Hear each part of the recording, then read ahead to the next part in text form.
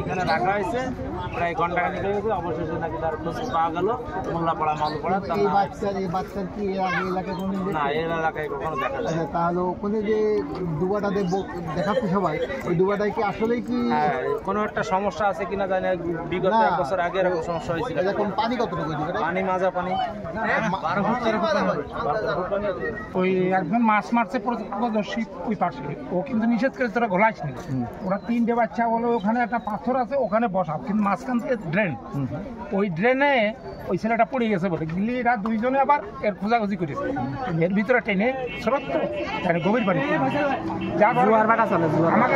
আমাকে যে ছেলেটা পাইছে ওরা অলরেডি ডুবোডুবুই করতেছে, তলা পর্যন্ত লাথি পাচ্ছে না, কিন্তু উঠতে যায় ওর হাতে বাঁধে করছে, ও মনে করেছে যে অন্য কেউ ডুবইছে, কছে একই না।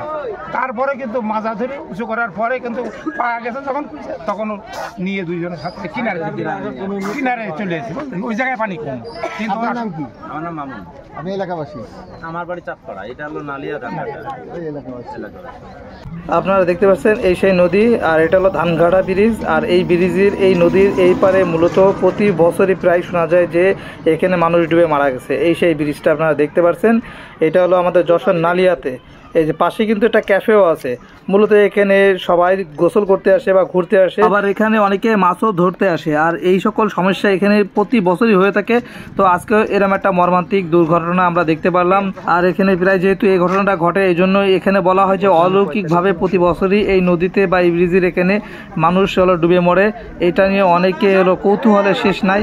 তো আমরা সামনে দেখতে পাচ্ছি যে অনেকে লোকজন ভিড় করতেছে, তো অনেকে বলতেছে যে এখনো নাকি বাচ্চাটির পালস নড়াচড়া করতেছে।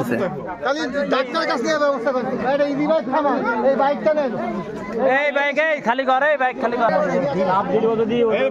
গাড়িটা ফাঁকা করেন না রে ভাই,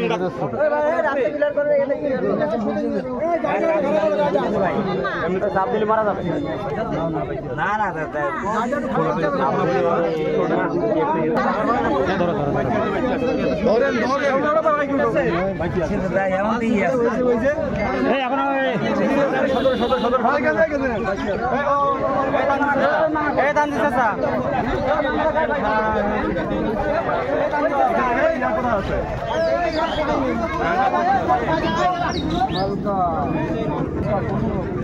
আমরা তো এতক্ষণ কেউ বুঝিনি, এখন বলতেছে তাই তো করছি। ঠান্ডা হয়ে গেছে ভাই, ফালস আছে না দেখা যাক হালকা দেখা। আরে ভাই গাড়িটা কই? গাড়িটা ঘুরে নিয়ে আসছে স্যার, ঘুরে নিয়ে আসছে। এই দোকান কোথায়? ইয়া কোথায়? না না এই পাশে পাবেন এবার নানা করে এই পাশে না হলে দেখে ছেড়ে দাও। এই পাশে ওই আমি মোটু করে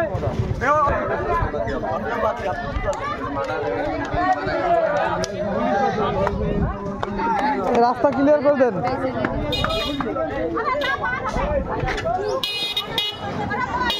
টাইনা করে দেন, টাইনা করে দেন।